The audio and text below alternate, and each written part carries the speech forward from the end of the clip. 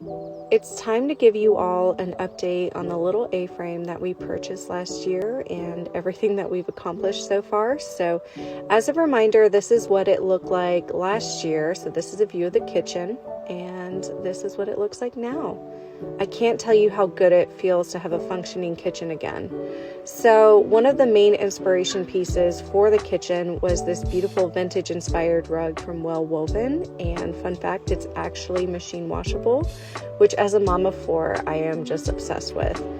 But as it turns out, having an A-frame makes a lot of design choices hard. Because of the tilted walls, it just is really hard to figure out what can go where.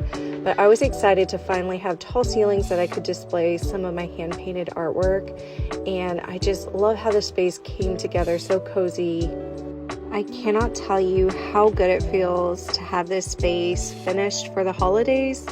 It was just so hard living in a big DIY disaster for over a year, but I am just so happy with how it turned out.